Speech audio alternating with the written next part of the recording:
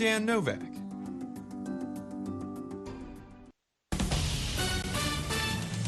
This is VOA News. I'm Joe Ramsey.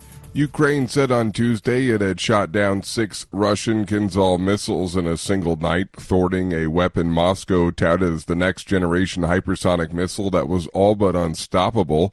It was the first time Ukraine had claimed to have struck an entire volley of multiple Kinzhal missiles, and if confirmed would be a demonstration of the effectiveness of Kyiv's newly deployed Western air defenses. The UN Refugee Agency, UNHCR, says the number of people who fled from Sudan to Chad has doubled to 55,000 in the last week, and many are women and children.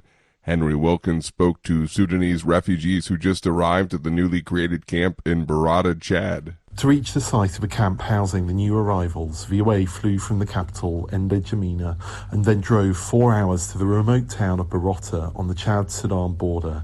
Here, a settlement that didn't exist a week ago is now the size of a town. Refugee Khadija Arbeb Abdulrahman told VOA how it is she arrived at Barota. She said the small bundle she is carrying on her head is all she was able to bring with her. She is in need of food and security. Henry Wilkins for VOA News, Barota, Chad. 7 children remain hospitalized with serious injuries after a truck hit the rear of a school bus on the outskirts of Melbourne in southeast Australia. Police say the bus was carrying as many as 45 children when it struck an intersection and overturned. A Royal Children's Hospital Melbourne official says one of the 7 children was in intensive care. The official said injuries include complete and partial arm amputations, suspected spinal injuries, and deep lacerations. This is VOA News. The number of U.S.-bound migrants who cross the dangerous jungle separating Panama and Colombia could rise to a record this year, according to a senior UN refugee official. Reuters correspondent Tamara Lindstrom reports. Kelly Clements is the United Nations Deputy High Commissioner for Refugees. Her agency has been tracking migrants headed north through the crossing known as the Darien Gap. Government data from Panama show the number of Darien crossings increased 6-fold during the first 4 months of this year.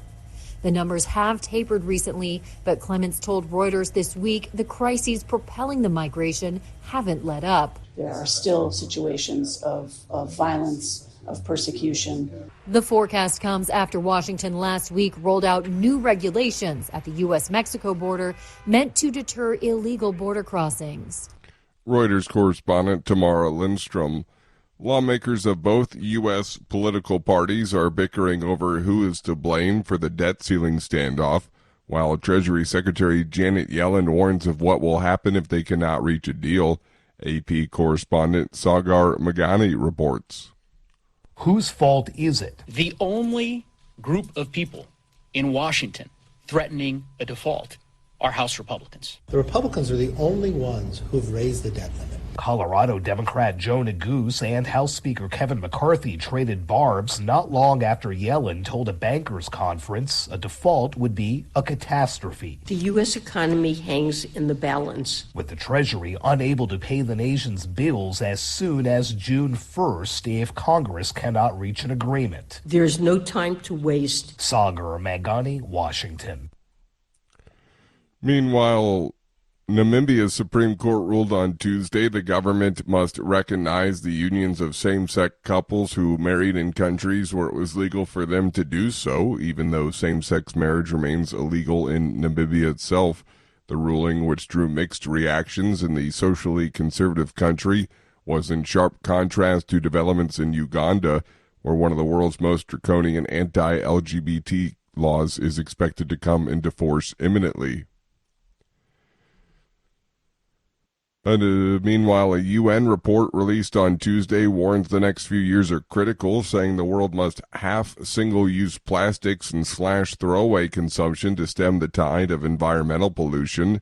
The report by the United Nations Environmental Program comes out 2 weeks before negotiators from nearly 200 countries meet in Paris for a new round of negotiations aimed at reaching a legal agreement next year to end plastic pollution. I'm Joe Ramsey.